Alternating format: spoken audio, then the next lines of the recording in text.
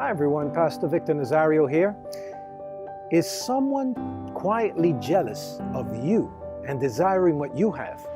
In Proverbs 12:12, it says that thieves are jealous of each other's loot, but the godly are well rooted and bear their own fruit.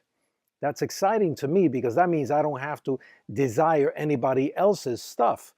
God gives me my own.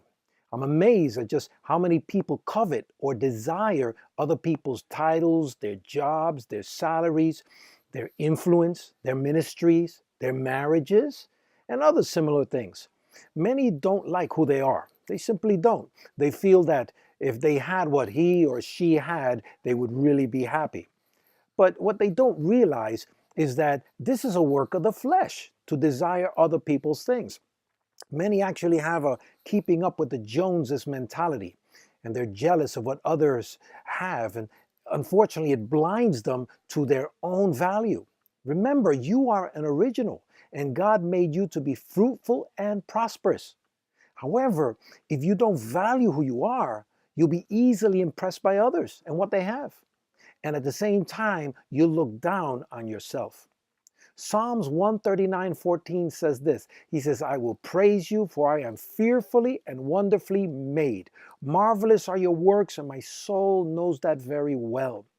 Also in Psalms 1:3, it says that the righteous shall be like a tree planted by the rivers of water, that brings forth its fruit in its own season, whose leaf does not wither, and whatever he does shall prosper. You see, when you're rooted in his word, when you're drinking from the fountain of his wisdom and of his life, you won't need to desire anybody else's life or their stuff because you'll bear much fruit on your own. You'll be happy and excited about your own life because of all that God is doing in and through you. But for those who are not planted or rooted in God's purposes for them, they'll always be looking at somebody else's house, somebody else's talents, their abilities, maybe their job, maybe their ministries, maybe their businesses, maybe the way they look. And what will happen is that because they belittle who they are and desire somebody else, they won't know how precious what God has made them to be. And that's sad, but that's the way many people are at this point right now. So today, God reminds you that you are precious, you're unique.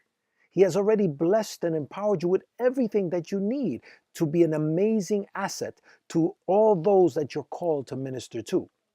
So, in essence, don't bother desiring that home across the street with the greener grass.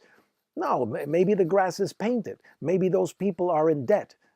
Certainly they had to pay their own price to be there. So I'm not jealous of anybody if they drive a really good car, because they're the ones, frankly, that have to pay that bill.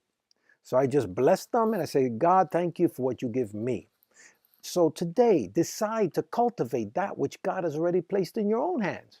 Remember that Jesus multiplied the fish and the loaves. Remember the little boy who had the fish and the loaves? Well, Jesus took that and multiplied and fed the nations with it. And in the same way, he can multiply whatever you place in his hands. Remember again, Proverbs 12:12 says, thieves are jealous of each other's loot, but the godly are well rooted and they bear their own fruit. So start bearing your own fruit and don't worry about what other people have. Be joyous in what God has given you. Remember, you are already blessed and you are highly favored.